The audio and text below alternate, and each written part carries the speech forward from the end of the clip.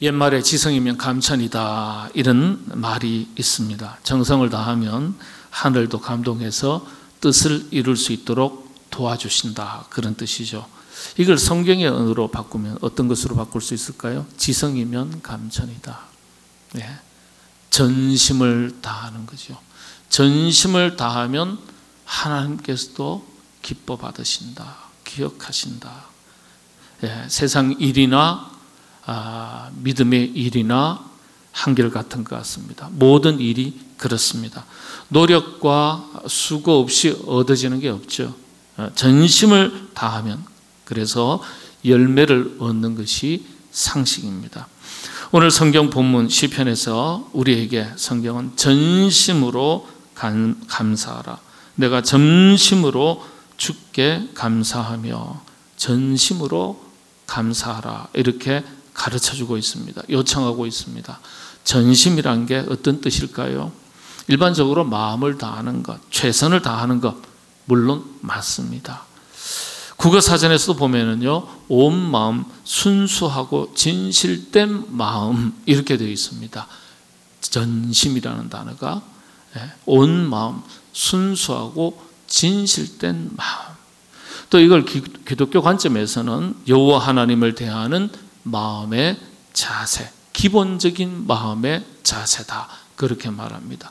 하나님 앞에 설 때, 하나님 앞에 서는 기본적인 마음의 자세, 이게 전심이라는 거예요.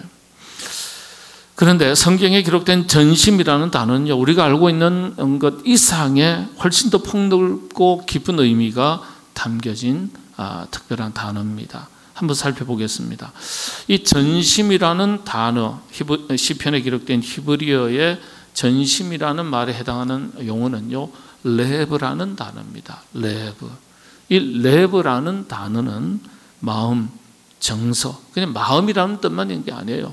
마음, 정서, 의지, 지성까지도 모두 포함하는 단어예요. 그래서 중심이라는 뜻으로도 사용이 됩니다. 그런데 이 정도에서 그치는 단어가 아니에요. 이 레브라는 단어는요, 레바브라는 단어에서 나왔어요. 레바브. 예. 그러니까 마음, 가슴, 의지, 지성, 예. 인간의 내적인 모든 요소들이 총망라된 표현입니다. 예. 눈에 보이는 것만이 아니라 우리 사람들의 내적인 마음, 정서, 뭐라 그럴까요? 가슴, 지성이라는 게 눈에 잘 보이지 않지 않습니까? 이런 인간의 내적인 모든 요소들이 총망라된 표현, 이게 전심, 레바브라는 단어입니다. 그런데 또 놀라운 것은요, 이게 전부가 아니라는 거예요. 이 원래 전심이라는 히브리어 단어는요, 최상의 기름을 뜻하는 라비바라는 단어에서 나왔어요. 그러니까 쉽게 말씀을 드리면 전심이라는 단어가 어떤 단어에서 비롯됐다고요?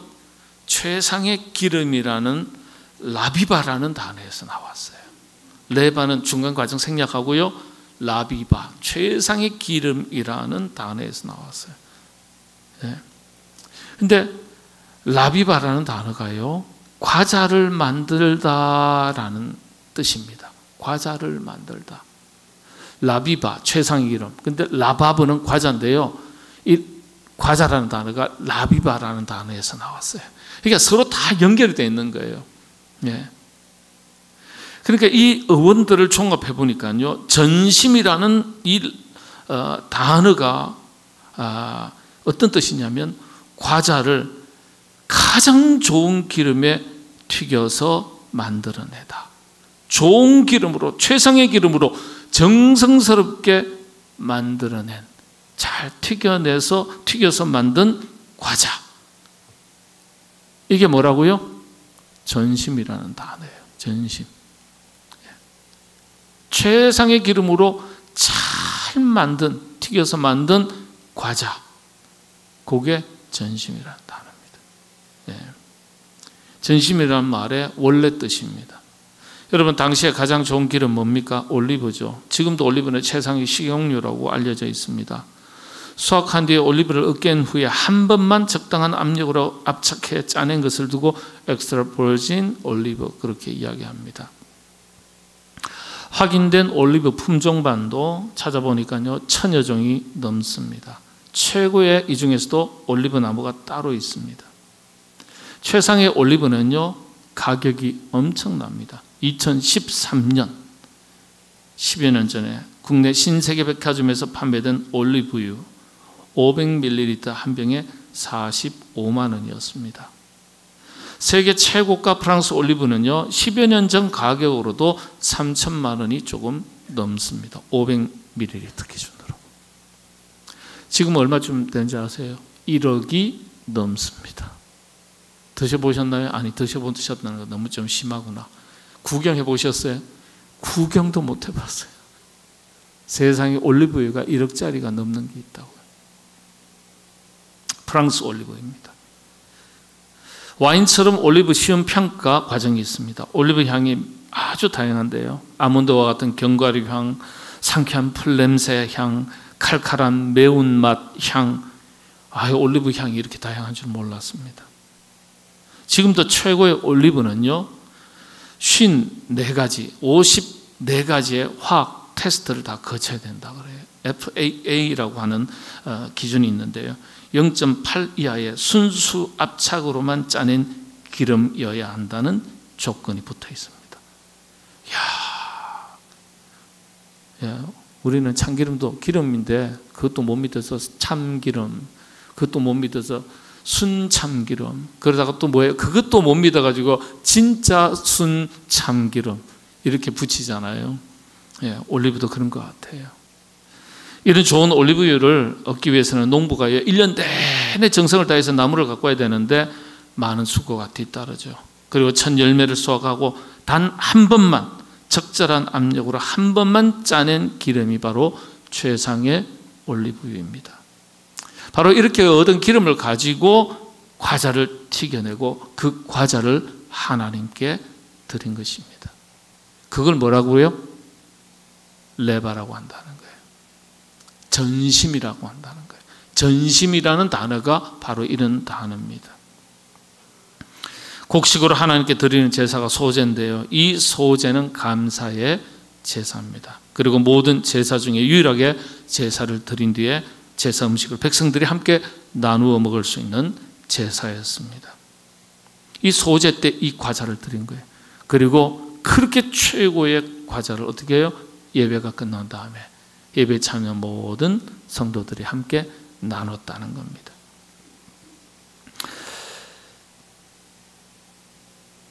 우리 이런 모습이 우리 한국에서도 있었어요. 보릿고개 시절에 벽농사를 지을 때 가을 거지 때 추수해서 하나님께 가장 먼저 드릴 첫 열매로 삼기 위해서 논 한 모퉁이에다가 벼를 따로 구분해서 심어두었습니다. 여러분 그런 거 본 적 있나요?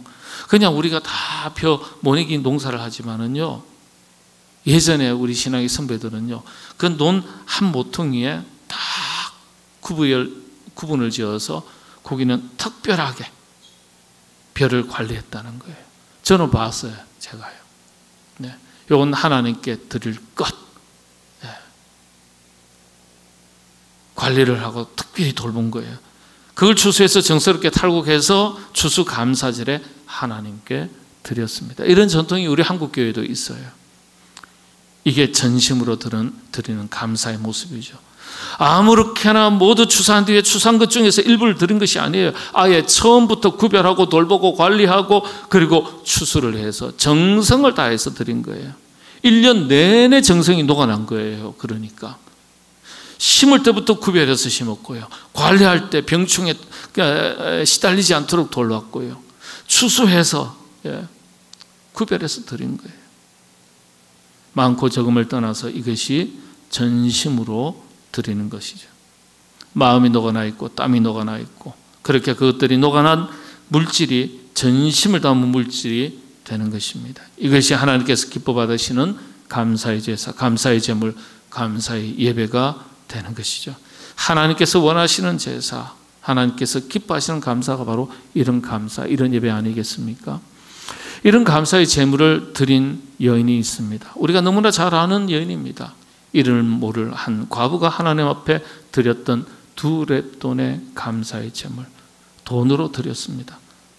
품삯으로 받은 동전을 대신 드린 거예요.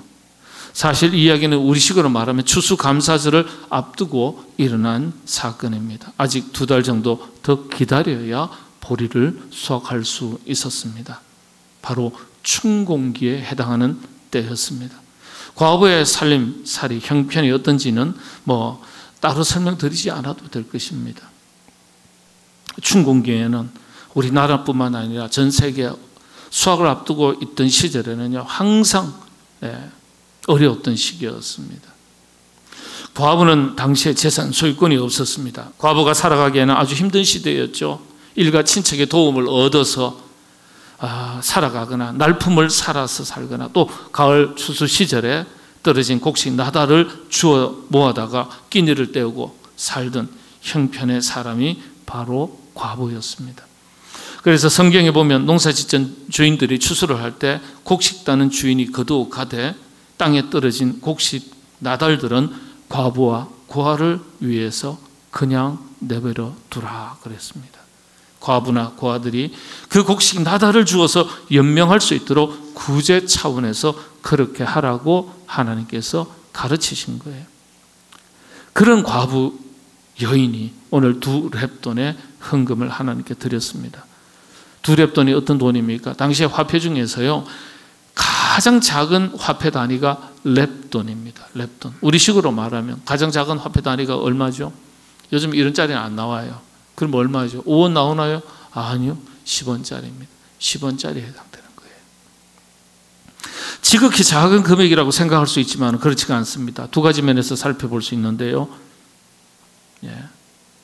보통 이 과부의 2렙돈의 성경 이야기를 해석하는 전통적인 4가지 해석법이 있습니다. 제가 간단하게 먼저 말씀을 드리겠습니다. 이 부분에 대해서 한두 번 설교했었지만 이 부분은 제가 한 번도 다루지를 않았기 때문에 오늘 말씀을 다룹니다. 헌금하는, 드리는 마음의 태도를 강조하는 해석입니다. 첫 번째가 가장 전통적이고 일반적인 해석입니다. 예수님께서 헌금의 양보다는 헌금하는 사람의 마음과 태도를 보신다는 점을 강조하는 거예요. 이 과부가요, 아주 작은 금액을 드렸지만은 이 과부의 모든 것을 드린 모든 것이 사실은 하나님을 향한 헌신의 마음, 그 신뢰, 믿음이 담겨져 있다고 보는 것입니다. 그래서 이 본문은요, 헌금의 액수나 외적인 조건보다 마음의 순수함, 그 마음에 하나님을 신뢰하고 의지하고 살아계신 하나님을 전적으로 믿는 그 믿음을 강조하는 해석입니다. 그런 마음이 없다면 사실은 하나님 앞에 어떻게 시간을 드리고 물질을 드리고 헌금을 드릴 수 있겠어요? 재능을 드릴 수 있겠어요? 그래서 과부가 드렸던 2렙돈은 단순한 화폐를, 물질을 넘어서서 우리가 하나님 앞에 드렸던 마음의 중심을 어디에 두고 사는지 그걸 보여주는 거죠. 또 2번째는요, 가난한 자의 헌신을 강조하는 해석입니다. 가난한 자의 헌신을 강조하는 해석. 이 본문을 통해서 가난한 사람들의 헌신과 희생이 하나님 나라에서 얼마나 귀하게 여겨지는지를 보여준다고 해석합니다. 비록 우리가 작은 것을 드리지만은 하나님께서는 하나님 나라의 영광을 위해서 얼마나 귀하게 사용하시는지.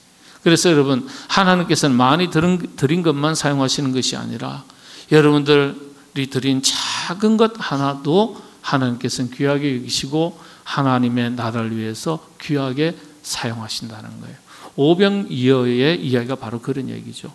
작은 것을 드렸지만은, 우리가 보기에는 작은 것이지만은 하나님께서는 그 작은 것을 가지고 하나님의 나라의 영광을 위해서, 나라를 위해서 얼마든지 오병이어의 놀라운 기적과 이적으로 하나님은 사용하실 수 있다는 점이에요. 중요한 건 어떻게 드리느냐예요. 드리느냐 드리지 않느냐예요. 그래서 부자들이 많이 넣는 것도 의미가 있지만 그 가난한 과부의 작은 헌금이 실제로는 더 큰 의미를 가진다, 이런 해석입니다. 이게 두 번째 해석이고요. 세 번째 해석은 사회 윤리적 메시지를 강조하는 해석입니다. 일부 성서 해석하는 분들이요, 이 본문을 당시 종교 지도자들이나 부유층이 보여주는 외식과 대비해서 비교하는 거예요.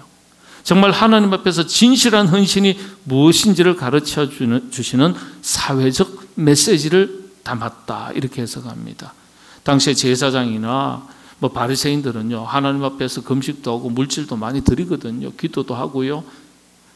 사람이 보기에는 많이 드리고 또 크게 드리고 하니까 야, 대단하다, 이렇게 생각할 수 있지만은 하나님께서는 그걸 보신 게 아니라 과부의 이 두 렙돈을 보셨다는 거예요. 그러니까 거칠애에 민감했고 보여주기 체면 치레에 민감했던 그 바리새인과 당시의 지도자들, 리더들에게 따끔한 교훈을 말씀하시기 위해서 비유하셨던 이야기라는 거예요. 다시 말씀을 드리면 부유한 사람들의 형식적인 현금보다 가난한 사람의 진실된 마음이 더 가치 있다는 윤리적 교훈으로 해석하는 관점입니다.